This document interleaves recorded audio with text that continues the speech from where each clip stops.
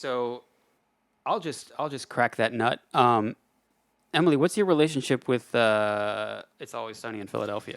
I am an on again, off again, complicated relationship. I have never really watched all the episodes, but I did watch this one, and That's good. I know the characters' names, so that's about it.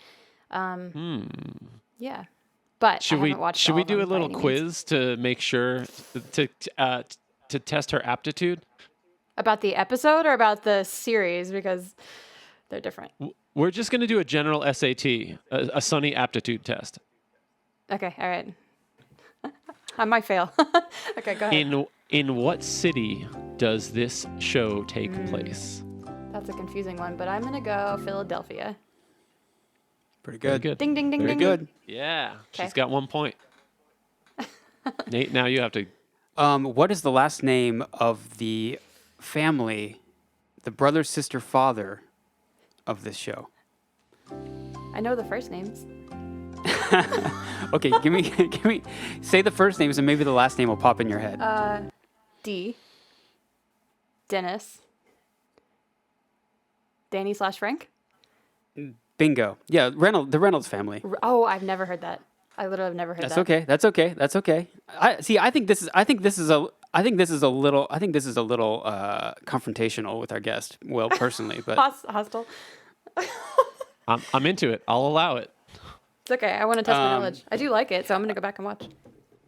yeah, you should. I mean, the first, like, I guess the first two seasons are really, I feel like they really wanted to like prove themselves getting out of the gate and like be like really tackle like hot button issues, and it kind of comes off as a little crass more so. I mean, the show is consistently crass, but I feel like Yeah. the first two seasons are pretty like confrontational, like this quiz. So I think that it does get a little easier to watch the farther in you get, but that's just my take. Also, just like I notice it's like so low budget in these seasons, but I don't remember it being like that in later seasons. Did they change the way they filmed it? I think, yeah, it really looks like shit. It's kind of cool the that it got so first- popular, though, being that low budget. Yeah. And it also has, you can tell that it's old because of the aspect ratio in the first few seasons. It's like the 4:3 Nice. instead of the widescreen. Will has no idea what I'm talking about. It's not something I would have noticed. But yeah, also in addition to the budget changes, it was also like 15 years ago. That's true. Yeah, Yeah. that's the crazy thing. Is that it's so long 2007 ago. or something was the second season. Is that right? Ryan was telling me it started in 2006. Yeah. Technically, I believe it was 2005. Oh. Yeah, I was in I think. college. 2005, 2006. Yeah. Where were you guys in 2005? A long time ago. 2005, that was when I started, that was the year I started touring professionally. So I was living in Lawrence. I think, yeah, I've known Ryan. I've known your husband since 2005. That's crazy. Whoa. That's a long That's time. when I started playing with his band, yeah. Waking Ashland? Yes, I filled in on a tour for them in 2005. I don't think I like officially joined the band until 2006, but Nice. it was 2005 when we were on the tour together. What about you, Will? 2005, I was touring with Stray Light Run. Wow. I think that, yeah. So that would have been kind of the I don't want to say the peak, but like when things were like running, because I think our first record came out in 2004. So yeah, 2005 would have been probably a big touring year for us. How on much that first younger record. am I than you guys? I graduated high school in 2005. So you're 6 years younger than me. Cool. So you're only 1 year younger than me. Yeah. I knew he was going to say something. I know. I knew it. Yeah, it's funny because the first time that Will and I met, Ryan and I were playing in a band together, and we played, Waking Ashland played with Stray Light Run at Virginia Tech in 2006. Whoa. Like 2 days before that shooting happened there. Wow. That's insane. I thought it was one day. I thought it was the night Maybe before. it was one day. It was extremely close. Yikes. Yeah. Sadly, the world hasn't changed much since then. Will and I had a mutual friend who around that time was like, oh yeah, I've toured a Stray Light Run. The drummer's kind of an asshole. Will, I mean, that's not unreasonable to think, right? you must have taken that to heart though, because everybody I know now is like, "Oh, I love Will Noon. Oh yeah, Will." But you could see how someone could get that impression if they very superficially knew Will Noon. Yeah, Will and I have been in a lot of fights actually. You got to get Yeah. over that hump, you know? If you Yeah. don't get over the Yeah, hump, then yeah.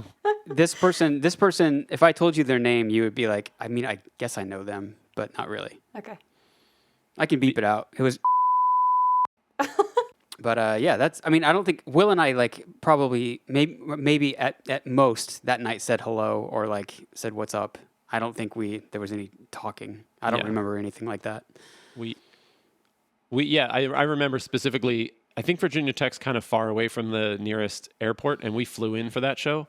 So we had to figure out if we wanted to like fly in and then stay in Virginia Tech and then, back. But we decided to do the thing where you stay near the airport and drive to the show. So we were like gone that night, and it was kind of freaky to be like flying out the next day and hearing about what happened. And like we could have easily stayed on campus or nearby and been sort of Scary. close to it. Yeah, it was a different time because like we all had cell phones, but it wasn't really, you weren't like browsing the web on them. So I remember we ended up staying with a friend of someone's that lived on Virginia Beach or in Virginia Beach, but it was, we stayed at their beach house. And I remember getting there like super tired because we'd driven like through the night or whatever to get there. And we turned on the TVs and like that's all that was on CNN. It was very, very scary. That is scary. Anyways, what were we talking about? It's Always Sunny in Philadelphia. Yeah. Welcome, ladies and gentlemen, to another wonderful episode of It's Always Stockholm in Los Angeles. With us tonight is our old friend, very old. She's Very incredibly young, old. young friend. Emily Moore. Hello.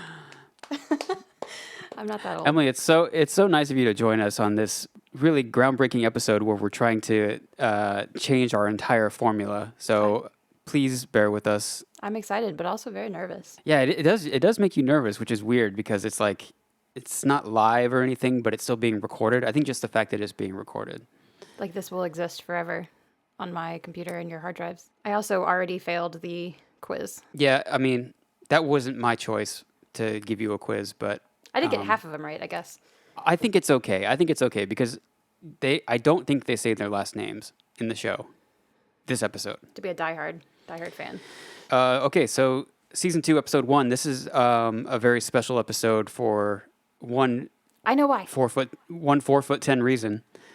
It is the introduction of Danny DeVito into the gang. It's a very weird addition. I think the story that I listened to an interview with Rob McElhenney, the creator / Mac on the show. And he said that like the first season didn't do super well ratings wise because it was on at like 10:30 on a Thursday or something weird like that. And so the network was like, you can either add a famous person to the show or you can get canceled. And so they said, okay, sure, we'll add a famous person. And someone at FX worked with Danny DeVito's production company or some old connection, and they suggested him. And at first everyone was like, absolutely not. There's no way that works. And then they like met up and they like showed him some scripts and showed him like the outline for the character of Frank.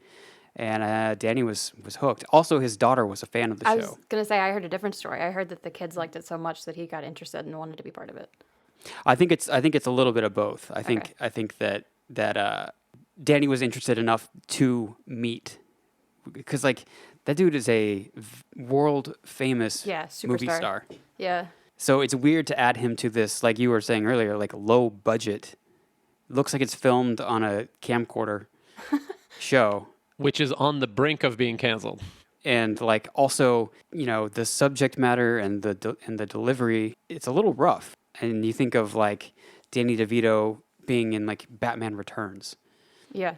How different is filming It's Always Sunny than a huge mega million budget Hollywood movie? Or like Matilda was not too far before that. Oh, I loved Matilda. I wonder if he like enjoyed the fact that it was so low budget and he could just kind of come in and be goofy and that's it, instead of having to like. I think you're right. I think kind of like what Will and I talked about in the last episode about how there must be a little bit of Danny DeVito in these like sleazeball characters he plays. Like there must have been something about Frank that attracted him to it. Like he gets to play this like totally well, ends up being way more deranged, but like pretty rough guy who's trying to reconnect with his kids, but in a very selfish way. Yeah. I mean, he makes quite an entrance into this episode. It's a beautiful entrance. I think I actually jumped. It scared me. Dennis. Also, this episode is notable for another reason, is because this is the last time that at the title screen they put the name of the show before the name of the episode. From this point on, it's only the episode name. Really? It says It's Always Sunny in Philadelphia, and then the title of the episode. That's the last time they do that. Interesting. I, Because that's such a big moment. Yeah, I think that it lets you play with the like joke format of like someone saying something and then being proven wrong by the title card. You know, we also, when I watched it last night, Ryan and I noticed that a certain superstar is in this episode as a background character. Did you guys notice that? Is it Tiffany Haddish? Yeah. That's crazy. Yeah, it was it's like 20 years before crazy. she got huge. I didn't recognize her at first, I didn't and then I was looking at the Wikipedia or the Always Sunny wiki, which I always do for the show, and yeah, very surprised. Yeah, that's insane. So who is Tiffany Haddish? I knew that was coming. I did too.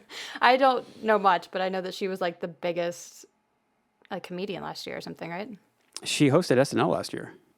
She was in a movie called Girls' Night? Girls' Night. Girls' Yeah. Night. Yeah, which was like a huge movie. Will? No, nothing. I got I thought we nothing. lost you there for a second. Blank stares. Blank Yeah. stares don't Nothing. pick up on the microphone. Girls' Night? I don't know. I mean, I could have seen it. I just don't know it by name. So, Right.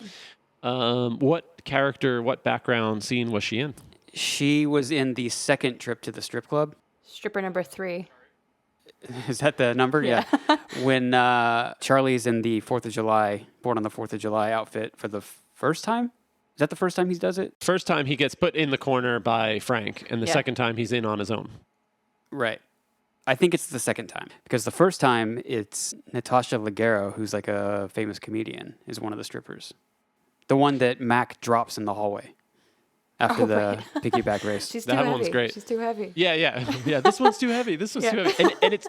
I actually rewound that part to try and see, but it really does look like she hits the floor. I'm sure Yeah. there was something there, but they must have cut it just right. So there's very little room for like a padded landing. So to me, it felt very convincing. Also, that's funny that you're naming these like two super famous people, although they weren't at the time, because I was just thinking, like, when you cast a scene in a strip club, do you hire strippers to strip as background people, or do you hire actors to strip in the background and play strippers? Well, I think there's a little bit of both because there are people stripping on stage, if I'm not mistaken, at the same time. So those people, I would imagine, would be cast more for their stripping abilities or dancing abilities. Whereas the people who have spoken lines, I Right. think it's different. That I wouldn't. Sorry, those were not the ones that I was in question. I was in question because I was questioning the background because there's like a ton of people. These strip clubs are like packed with like people hanging out, both Yeah. men and women at the bar, at tables, and then they have strippers. So I was curious if you have to if you have to hire a dozen background actors randomly from a casting call, but then do you hire like 3 strippers, or do you just make 3 of those background actors? You're like, okay, you're playing a stripper, you're playing a patron. Do you dole out those responsibilities? I hope they just hire the people in the club already. I feel like that would be pretty good. That would be good. Do you guys have you guys watched a show called The Sopranos? I'm about to start it for the first time. I know it's Ryan's all-time favorite show. There's a lot of stripping in that, and there are the strippers are recurring characters, and I don't know if they're professional strippers or not because none of them can really dance, but it does seem like it's casted on appearance, I think. So I would think that this is the same thing. I was just curious, but I think what Emily was saying is interesting. It's like, what's the point of background people? Like, why would you not just find people in a situation and then pay them $50 or $100 For or whatever it doing is to what they keep already doing what do. they're doing? Like, Yeah. Yeah. like find the person who's working on their novel in a coffee shop and be like, hey, do you want to stay there for the next 6 hours and do what you're doing? We'll give you Yeah. $100. Yeah. But that's not how it happens. They do bring in someone else to do the exact same thing that everyone in this place would have been doing. Dahlia's Den is the name of the strip club. Dolly is Den. which you see at the end of the episode. Is it? It's Right. It's filmed in LA, right? Yes and no. It's all of the bar stuff in interior, and I guess probably most of the interior shots, period, are in LA, but there are a lot of exterior shots in Philly. Cool. And this, I think I talked about it before with Will on an episode, but for this season, they only had Danny DeVito for like a very short amount of time, so they had to film all of his scenes first, which had to be so weird. Interesting. Yeah. Because I don't know like what order they do them in, but yeah, all Danny DeVito LA scenes first. That's got to be someone's job. Just like Scheduling. timeline. Just I mean, even the Continuity schedule, editor, yeah. yeah, continuity to just be like, oh, we filmed 400 scenes this week, and we need 600 total, and they're all out of order because of availability, daytime, nighttime, sets, scenes, wardrobe. Like, how do you keep that straight? That must be insane. Doesn't sound like it's that different than your podcast. Stockholm, Los Angeles, putting it all together. It's very similar in a lot of ways. Yeah, it's equally as complicated. Trust me. This second scene in this episode is also very important. Frank does the old business tactic of dropping a bomb and then softening the blow. No, she's not dead. We're getting divorced, though. That whole sequence is important because that is the first glimpse of how Frank says the word whore. I know. I noticed that. It's very interesting. Dennis, your mother is a dirty, dirty whore. Oh, God damn it, Dad. I think it's spelled Hoor if I had to spell it. Whore. Hey, wait, is that a running gag? Does Danny DeVito always say whore? Yes, Like that? that's Okay. always how he says whore. Whore. I think it gets a little more pronounced as it goes on. It might be also a Philadelphia, like he might be doing an accent because in this episode I remember him specifically saying "use," which putting an Right. S on you and pluralizing it is super Philly. Yeah. The Philly So it accent might be is that. just wild. Yeah. It is so wild. Go Eagles. I can't even do like an approximation of it. I know. It's too complicated for me. Yeah, Well- well, one of the big ones is Eagles. So Eagles. Pickles. the Okay. Eagles, Wooder. Wooder. Yeah. Wooder. I knew that one. That's another one. And then use or use guys. Where does that? Is it like because aren't there like a lot of Dutch in Pennsylvania? Does it have something to do with that? Maybe. I mean, that Pennsylvania Dutch is a thing, Yeah. but there's also John, which is very Philadelphia. Not so much an accent, just a word. Oh, JAWN, John. What does that mean? It's a universal word. You can use it to mean anything. Like if you get a Okay. new car, you could be like, "Oh man, this John's nice," or like I don't know if there's a pen on the table, you could be like, oh, "Where's that John? Oh, here it is." Oh, interesting. One thing I wanted to bring up in the first strip club scene is that this is important for moving forward. Is that Charlie says Dennis is his best friend because the stripper asks what happened to him, and he says, My best friend ran me over with his car. which is just in shocking contrast to their relationship after this. Emily, Really? I don't know if you continue to watch. Charlie and Dennis are not best friends. Maybe even as soon as like the fourth season, because later on, Charlie famously calls Dennis "bastard man." There's a lot of anger between those two. Oh. Charlie and Mac become best friends. Is basically the short version of that. Yeah, they're a much better duo. Yeah, exactly. This is a And breaking he also shot him 2 episodes before this. Oh, really? Oh man, I'm gonna watch the whole thing. Dennis shot Charlie. Gun fever, baby. Gun fever. Emily, do you have gun fever? No, I have very little desire to own a gun. Is that But what you mean? grew up in the South. I guess, but Charlotte never felt like the South to me. It doesn't. What did don't you do when marauders came to the farm? What would you do? How would you defend yourself? We did have a cow farm like down the street. That was about the closest to Southern living I think we got. Have you ever held a gun? No, I never have.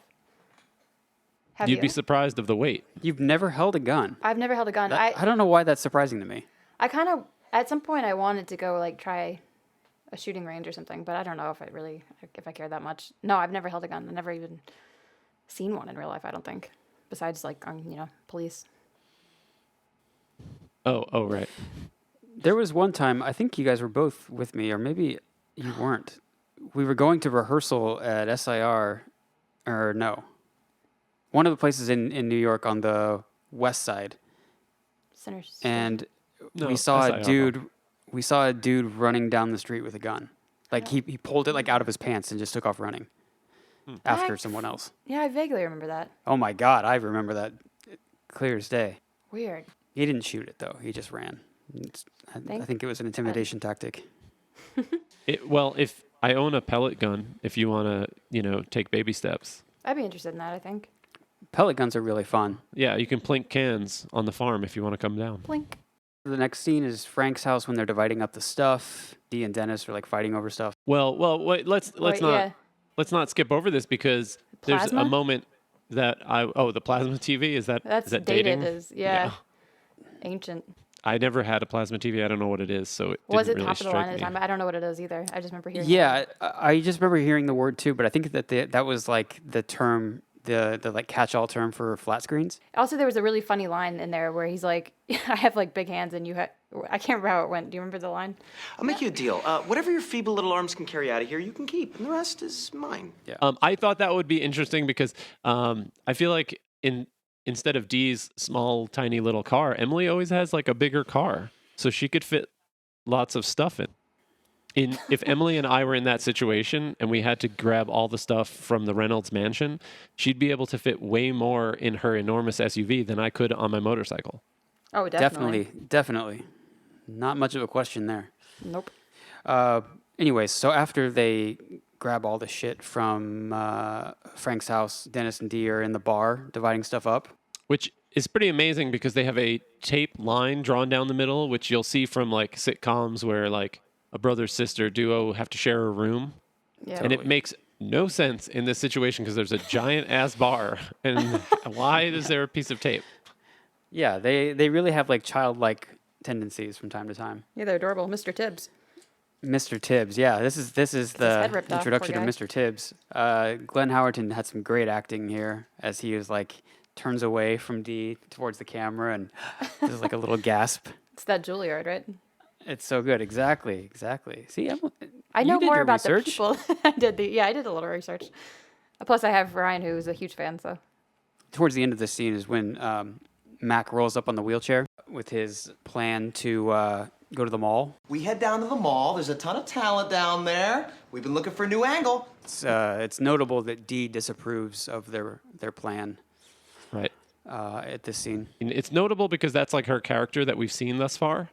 She's sort of the Sweet voice. Dee. Sweet Dee. She's the voice of reason at times, which is funny because in the next scene, she takes it.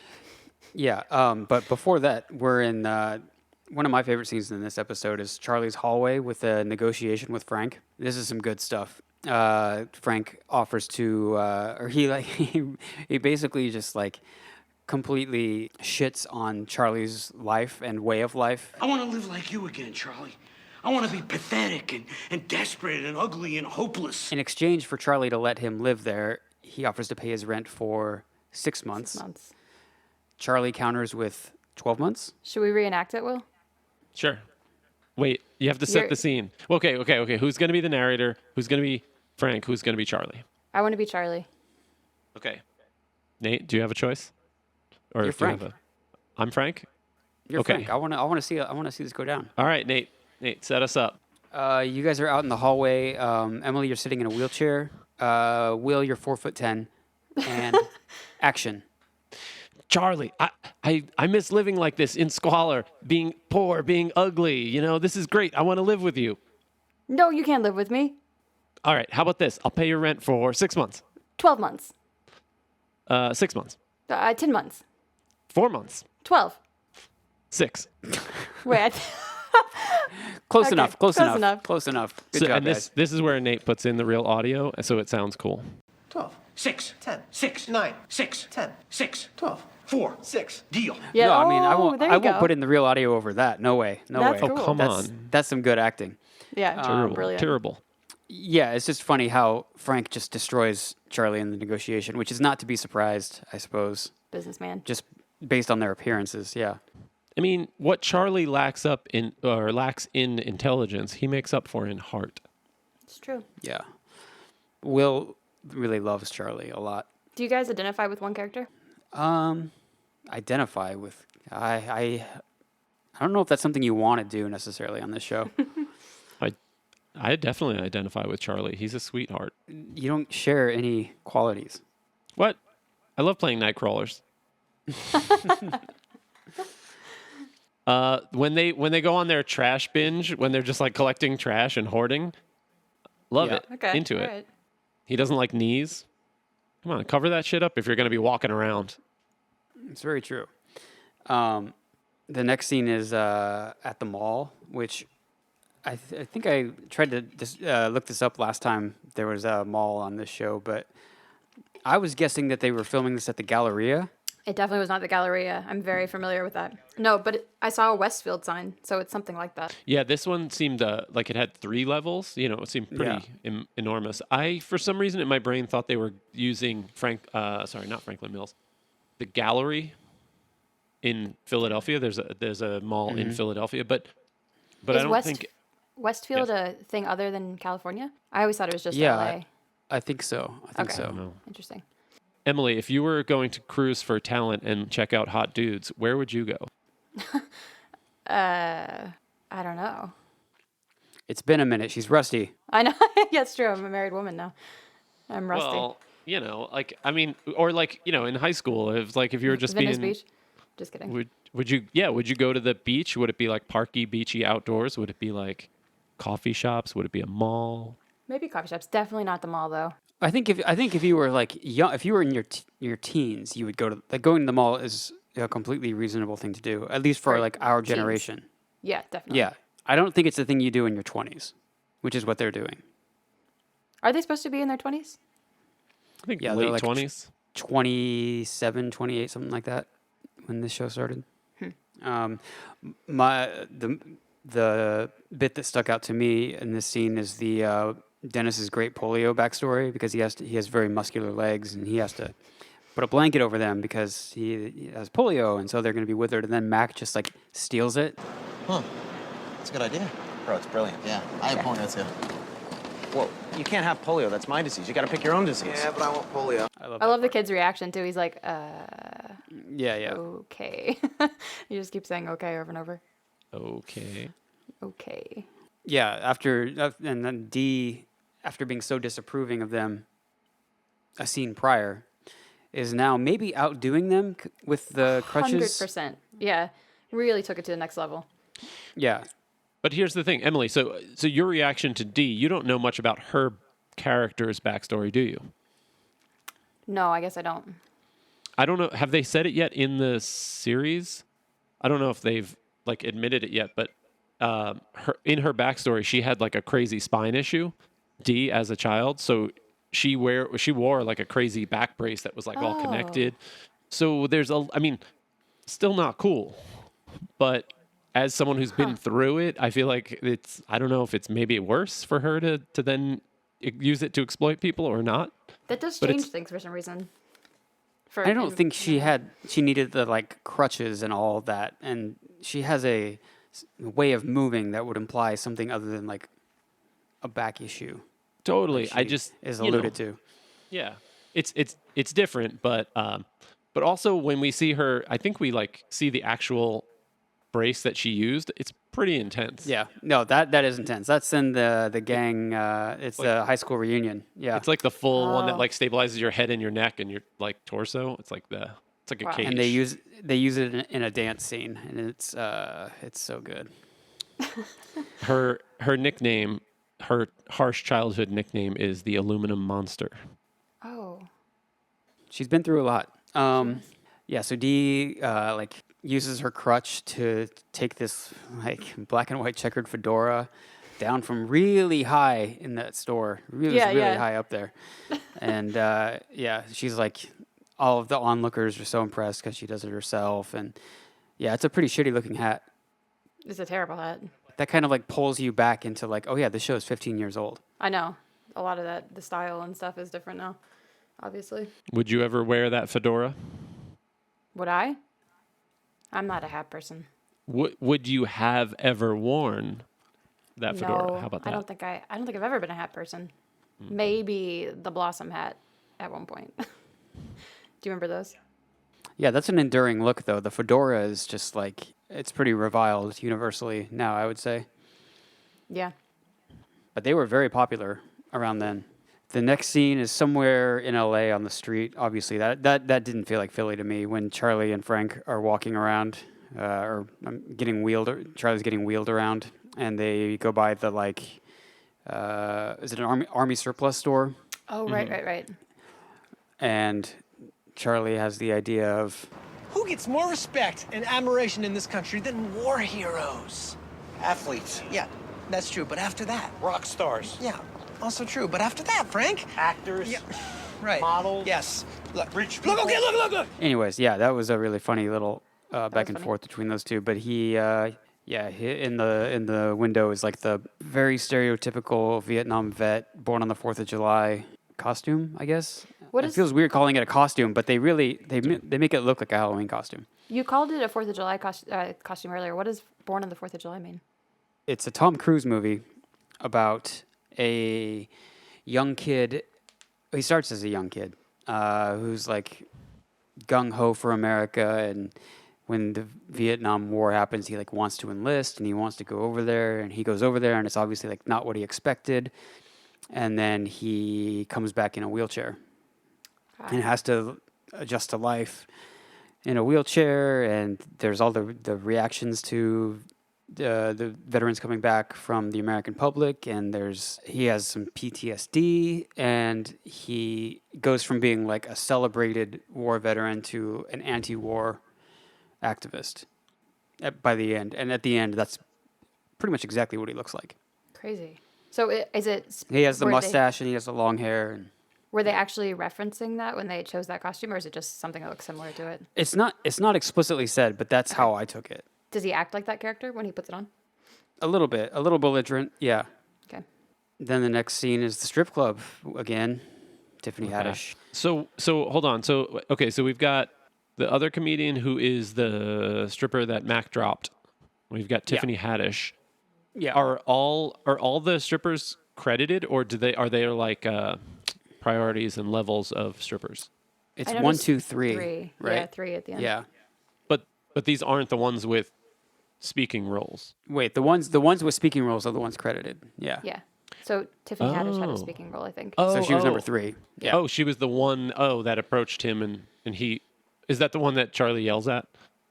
Yeah. Go get me a beer, bitch. Gotcha. Oh, okay. Then that makes total sense. Then okay. Yeah. Yeah, they have speaking roles, so they get credited. I thought you were like pulling these people from the background, like the stripper pole in the back of the room that they pan across. I was like, Jesus, you guys are Oh, really no. looking into this and like. No, the ones that are speaking in front of the Gotcha. camera are the ones. I only noticed it by your name at the end of the credits. I didn't even notice in the beginning. Have you guys been to strip clubs? I've been to a few. There's a really great photo, Will, of you at a strip club. There is. Yes, that's true. That was an empty strip club because we had a friend of a friend worked at one, and we were doing filming in one of my old bands, and it was like a Tuesday afternoon, and the place was completely empty. So we were filming on their balcony because it was actually in New Orleans. So like it had like their balcony had a good view of the strip, Bourbon Street, I guess. And yeah, the place was completely empty. So our director was like, yo, Will, get up there and do something cool. Like go stand. I was like, I can't go walk up onto a stage at a strip club. Meanwhile, the place was empty. And the one stripper was like laying on the couch, like just like bored out of her mind. Like, and yeah, so apparently she was like, no, it's fine. You can go up there. And I was like, oh God. All right, fine. So I like got up on stage, not like people were watching. There was literally like no one there. And then our director was like, come on, do something cool or sexy or like use the pole. And I was like, just like, I don't know what to do. So it was awkward. So the woman working like climbed up on stage and was like, here, I'll make the picture cool or whatever. Yeah. So, and that's the result I'm of it. so glad she did. It's a great photo. I'll post it somewhere, or you should send it to me and I'll post it somewhere. I probably have it. I don't know where it is. What's your experience, Emily? I've been to Jumbo's Clown Room, which is like the hipster strip club in Hollywood or something. I feel like we must have gone on one on tour, right? If I must have blocked it out of my memory. I remember don't think actually so. one time, I don't want to, yeah, okay, so in Russia, our whole party tried to get into, we were staying at this hotel, and like downstairs in the basement, there was like a fancy gentleman's club or something. And we were just a bunch of kids in like hoodies. We had just gotten off the flight, and we like went down, and we all tried to get into the strip club. And then they're like, please wait. And then these huge bouncers came out to tell us, like, oh, you want to go in the strip club? How old are you guys? They really thought we were super young, and they wouldn't let us in. Plus, we were in sweatpants, and you're supposed to be in, like, fancy gear or something. But that would have been an interesting experience, a strip club in Russia. I have been to one. The first one I ever went to was on tour in Germany, and I don't think we were there that long, but I do remember that it was just like full blown fucking chaos. It was really, really rowdy. Based on the nighttime TV in Germany, I can imagine it's probably pretty weird.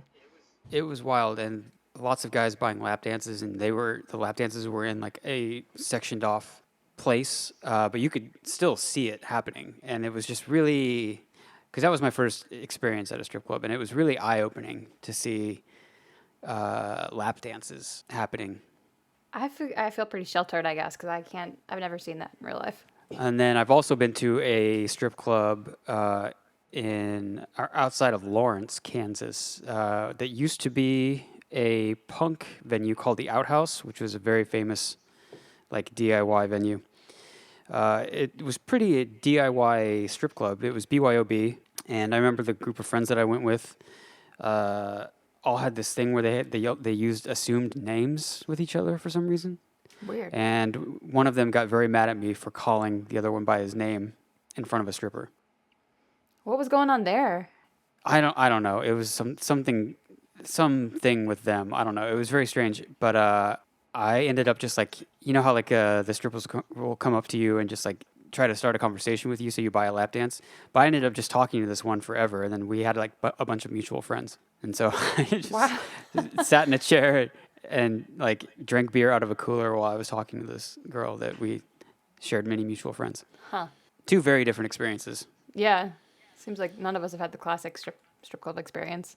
Yeah, I've never wanted to like spend money at one. I think that's the difference. Yeah. Yeah, I feel like there's a weird obligation. Like I feel guilty being in the room without giving someone money, but then I just feel like there's a weird transaction, and then I'm like, I don't want to pay for someone's attention. So I don't want to give someone money and then have them give me attention. So I feel like it's very transactional, and that makes me feel weird. So I'm in this like limbo of like trying to be a team player and like hang with the group, but it's weird. I think the vibe I'm picking up here is that none of us like strip clubs. No, I don't think so. In theory, I think it's cool. Like it's like I like that they exist. I like that people go there. I like to like see them on Always Sunny because it's like a great environment, but I don't work in them. Like I'm not a good character to be in that scene. So then there's a scene in the alley with Charlie, Mac, and Dennis. Charlie's asleep outside of the bar. They see him in the morning. This part got confusing because I've seen the show multiple times, or this episode multiple times, and I know what happens later. So they roll down the alley. Wait, I shouldn't say it that way. Mac and Dennis walk down the alley, and they see this, what they think is a homeless person sleeping outside the bar, and they start kicking him and telling him to wake up.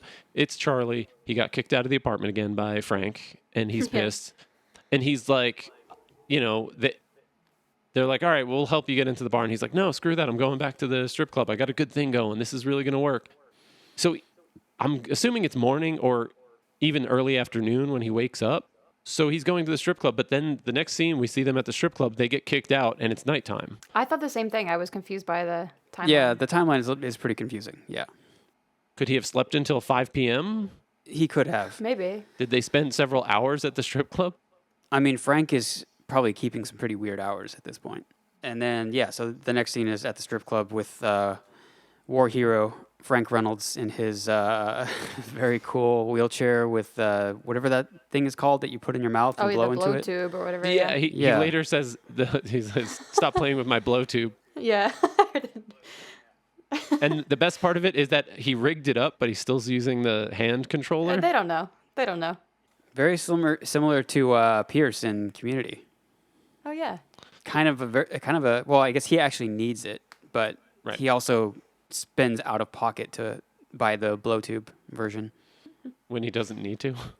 Right. The next scene is at the bar, which is some great Juilliard acting from Glenn Howerton, where he's like really drunkenly opening up to Mac, he's saying all these things that make you think that he's talking about someone close to him. Then you're like, oh shit, he's talking about Frank. And then and then Mac like breaks out. It's like, If I have to listen to you talk about this stupid, goddamn stuffed elephant anymore, I'm going to punch you in the neck. Hey! Poor Mr. Tibbs. Did you guys ever have a Mr. Tibbs of your own? I have so many. I think I still do have Mr. Tibbs. Dolphin was the one I grew up with. Just Dolphin. but it still exists. Oh yeah, somewhere. it's in the closet. Is it a dolphin pretty named sweet. Dolphin? It is. I was a very creative child. Yeah. Wait, it's a dolphin named Dolphin? I've always wondered if a stuffed animal's head would snap like that. They do that in movies all the time, and I'm like, there's no way in just one fell swoop you could get a stuffed animal's head off like that. Seems like they're pretty rigged up for that purpose. Yeah, just like snip, snip, snip. But to answer your question, Will, I didn't have one. You didn't? Not like a one guy thing that I took with me everywhere. Is it because your parents didn't love you and didn't give you Yeah, any stuffed animals? I mean, I had a lot of like action figures, so I think there was like a rotation going on, Right. where they weren't necessarily stuffed animals, but they were like GI Joes or Ninja Turtles, Transformers, Favorite Ninja Turtle? Go. Donatello. Michelangelo. You know, like I remember I had 3 in a row that were like part of my childhood. My first one was Blue Doll. Was it And a I, blue like- doll? It was a blue doll, and I had to draw the face on several times because the face kept falling off. The second one was White Bear. I'm not even making this stuff up. This is exactly what they were called. It was like You're little such a tiny white literal bear. child. I know. And then Dolphin, when I was 6, my babysitter bought me. So That's very sweet. yeah, Blue Doll, White Bear, and Dolphin. And Dolphin is the only one you have, or you still have all of them? No, I think I have White Bear still. Blue Doll is long gone. That was like baby stuff, you know. Didn't last. That was baby stuff. I Baby moved stuff. on. I'm an adult now. Yeah, I just moved on have to White Bear and Dolphin. Oh my god. Dolphins and bears are the 2 most mature stuffed animals. Everyone Yes, knows that. That's obviously. fact. That is Yeah. fact. They're so smart. The next scene is like a culmination, basically, of everyone's storylines smashing into each other. Literally. So yeah, so we know that Dennis is drunk because he just did some really believable drunk acting, and so him and Mac decide to go to the strip club, and Mac says, "You're driving," which Dennis like thinks about for maybe 2 or 3 seconds, but then it's like, whatever. Charlie and Frank are fighting outside of the Dahlia's den because Frank stole Charlie's, I wouldn't say grift, but like his move. Yeah. I don't know what to call that. And Dee is on some sort of a date with maybe the guy from the hat store Yeah. who is really, being really inspired by her and how she's an amazing person. You know, I didn't realize that somebody in your condition could have so much energy. Well, you gotta live, right? You know, you are an amazing person.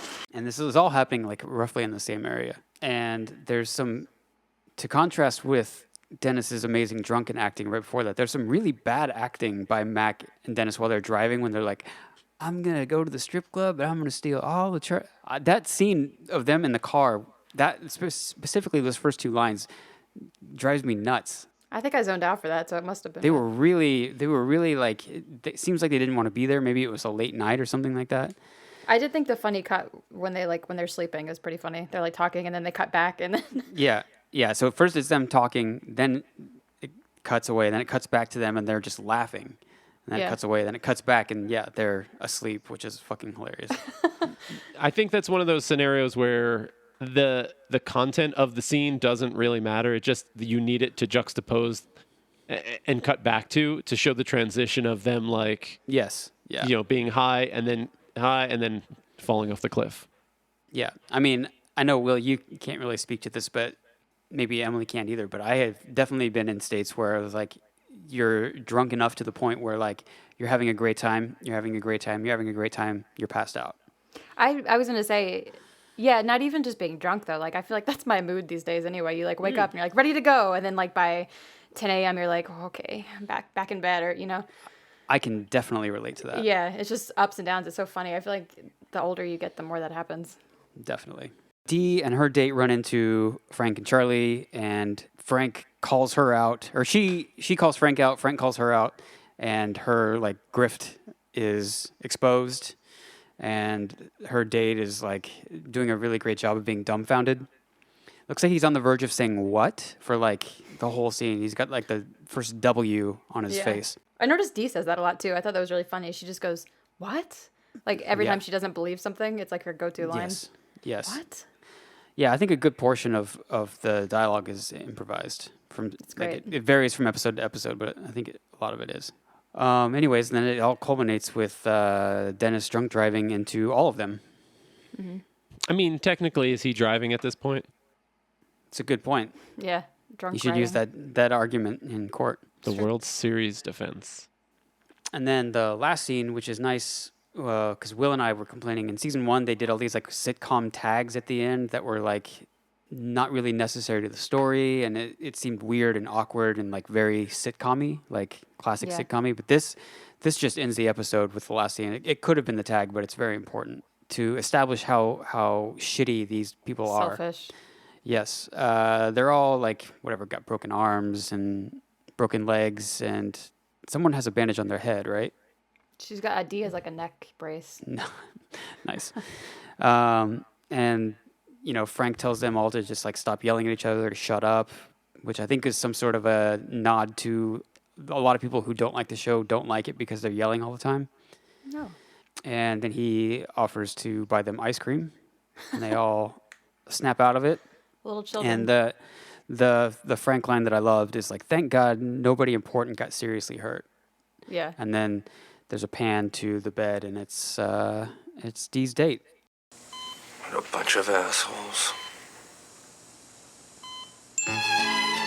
Because he's got a full body cast on.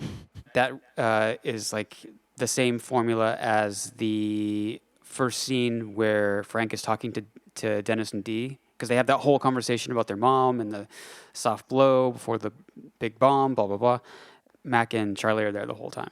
That's a very common Always Sunny thing where it's like a scene happens and then the camera pans over and like there's been a person there the whole time, Watching or like it. that person left, or, you know, like one of those two things. Right.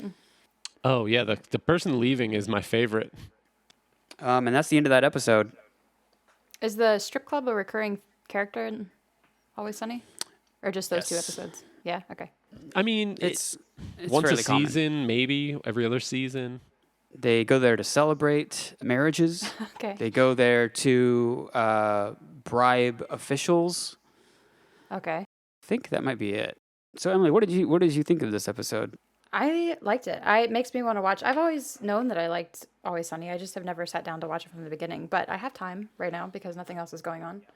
And I think I will go back and watch it. And there's a lot of it. I know. And plus, I just like really, I mean, I don't even know if this is a light show, but it's like a fun place to go to.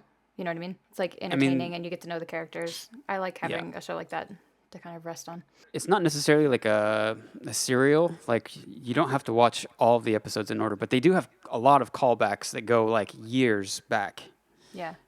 So you kind of do have to watch a lot of it. I mean, you can skip episodes and come back and go backwards and forwards, but it's not like Lost, where if you like miss an episode, you have no idea what's happening in the next episode. Right. Actually, you know, one of my like favorite episodes of any show ever is an Always Sunny episode, but I've only seen like a handful of them. But the one where Frank like bloodletting, I think is so Oh my fucking God. funny. Yeah, He's yeah, like yeah. drained completely white. He turns into a ghost. That's Yeah. after when he retires. It's insane.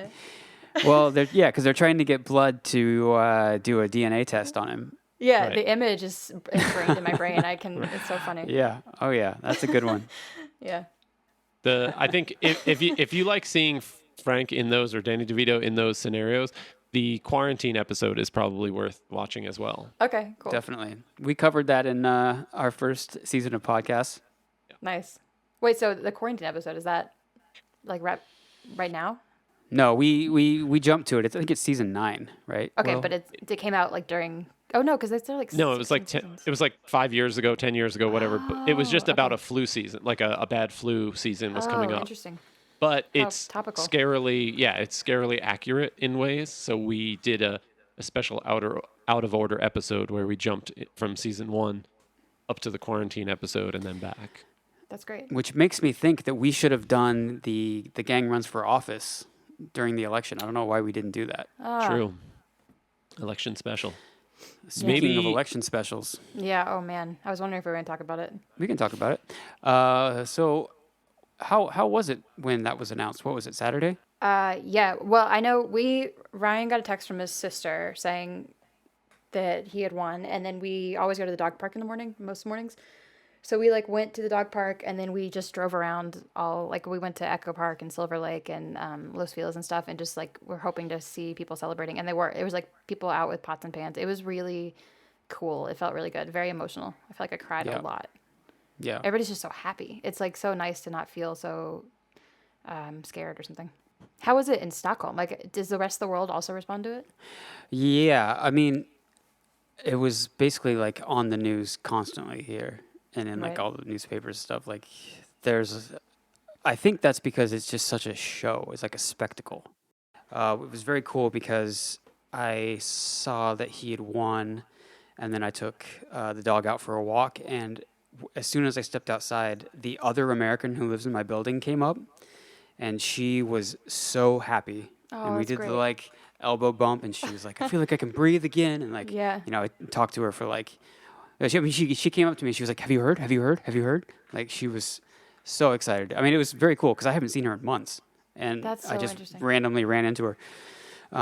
But I think as a whole, the world outside of America is very relieved. And I try not to rain on people's parades right now, but I will rain on their parades eventually.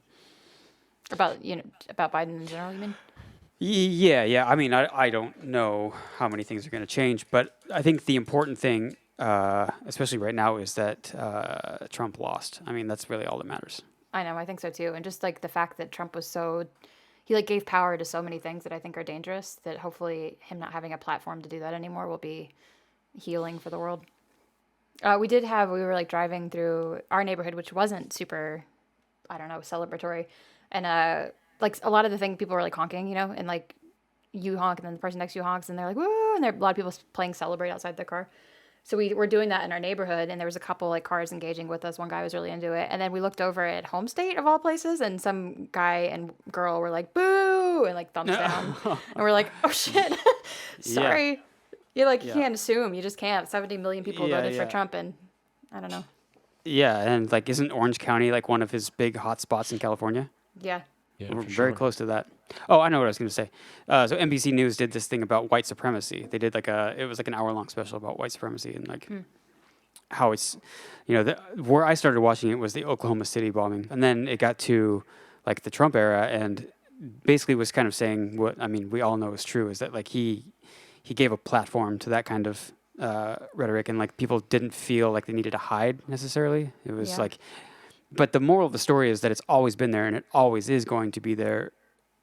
We don't know what it's going to look like next, but it's not going away. The people that are white No. supremacists are not going to stop being white supremacists after. And in some way, I gotta wonder if like the Trump, that him being in power for that kind of like shed a light on it and made it people take notice or something, and maybe something will Yeah. change out of it. Because the author of the book, How to Be an Anti-Racist, I've just started reading it, but he tweeted something about how he's like scared of both candidates winning, because if Biden wins, people just like when Obama might assume that it's over or something. You know what I mean? Or like racism isn't as big of a thing because Obama won, or They're going to because go out to Biden won. brunch. Yeah, Yeah, and it's like that's a dangerous place to be too. So absolutely. Totally. I think that's actually like the problem with our two-party system, is that we constantly are voting against someone, and it doesn't really seem like anyone cares or is able to do anything to improve our lives. It's just constantly this battle of winning.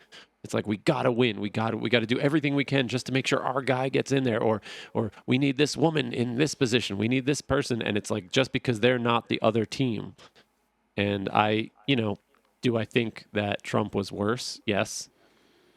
And I think Biden is better. But again, I think that it's just going to be rallying around sort of this system that sucks and produced Trump, and what's it going to produce next. Racism didn't start in 2016, and it's not ending in 2020. So, I think, and yeah, like seeing some of the conversations around the congressional Democratic sort of, I don't know if you've read those, but it's like Yes. the conservative Democrats that sort of lost a lot were blaming the progressives who won, and they're just like, It's insane. It's insane. Yeah, it's just like the rhetoric. The mental gymnastics that they need to do it are very odd. They're saying that like Medicare for all is like dangerous territory because you're going to be branded a socialist, but most of the people that ran supporting Medicare for all won, and a lot of the people that wouldn't touch it lost. So where's the talking point there? So Emily, what have you been doing for like free time stuff during this pandemic? Like, have you been gaming? Have you been reading? Oh yeah, well I think I lost 3 months of my life to Animal Crossing, as everybody else did this year. And Zelda. It was hot. We played Zelda for a long time. How far did you get? Which was really fun. We beat it. Damn, I've owned that Yeah. game since it came out, and I have not beat it. Ryan got a motorcycle. Did you get the motorcycle, or did Ryan get it? Did you both get it? The motorcycle? Yeah. He's had that for a while. I never saw a motorcycle. I beat the game, but I never saw a motorcycle. Oh, in Zelda. I thought you meant in real life. Yes, we did get the motorcycle. Yes, he was really excited about that. That's part of the extension pack. So you have to buy. It's like Some $50 or DLC. something. It's some DLC that doesn't apply to Will. Will will never pay Yeah. anything beyond the cost of the game. What's a DLC? Downloadable content. Is that what it is? Booyah. Did I get it right? Oh my god, I'm such a gamer. Booyah. Gamer girl, feet pics. Oh my God, Emily, you're gonna be fucking rich. Changed. You haven't seen me in real life in a while. Yeah. So gaming, music. Did Got you a start dog. We got a dog. Did you start the music project during the quarantine? Yeah. I think I was like, first of all, I had time, which was nice, and also nothing else to do, like work-wise, so I felt kind of motivated. It was really, Yeah. I kind of just wanted to see if I could do it at first, and now I'm liking it enough to like continue, so that's good. Hell yeah. Yeah. And you got a dog, Fun. and the dog is ridiculously cute. Good Lord, he's cute. Jesus, I got the Halloween costume pics, and they Oh, are yeah. something else. We're thinking about ordering him a shirt. They don't do that here. The dog costumes. I know. I was No. hoping for like, I know they do like dog parades and stuff on a normal year, but obviously none of that happened this year. Yeah. Clem was nothing for Halloween. She was. No. Wait. The Sweden people, or the Swedish, do you guys do normal Halloween for humans? Oh, not at No, all. it's Oh. like a newer thing for like, Caro's age and younger. Like, but I think there is some resistance to it, maybe because it's a little American. It's a very Well, American thing. If I may, I would like to make a suggestion. There's a really cool Japanese tradition, or I don't know what it is if it's small, but I see it on the internet every year, and it's amazing. They do costumes of really, really boring normal people. I think we saw the same thing. Yeah, it's amazing. So good. You should definitely try that. Make that happen in Sweden. Emily, do you have anything you want to plug? Yeah, I do. Hell yeah. I have a song coming. When is this going to be aired? It'll be by Thursday at the latest. Oh, cool. I have a song coming out on November 20th. And I would like you to listen and also follow me on Instagram. I would like some followers, please. What's the Instagram handle, Emily? Total Brutal Music. It's a wonderful name. Go follow. Thank you. At Total Brutal Music on Instagram, at Total Brutal Song on Twitter. Follow for the hottest retweets, the sickest beats, and the most bare feets. I don't know. Oh my god. Are you selling feet pics on Instagram? Is that what's happening? Yeah. Sick. Yeah. It's my it's the only way to make money in music anymore. This is the new economy. Yeah, Yeah. I just opened up a whole new thing for Emily. Oh god. Oh, boy. Well, it looks like that's about time for us here at It's Always Stockholm in Los Angeles. We'd like to thank our lovely guest, Emily Moore, for joining us. Thank you. It was fun. And as always, we'd like to thank our producer, our editor, our content manager, our social media manager, our continuity editor, Nate Harold. Thanks, Will. I appreciate the shout out. Of course, your all-star, superstar, megastar talent, Will Noon. Peace out. The on-air talent. The eye candy. The full mouth. Okay, you can hit stop now on all your machines. Oops.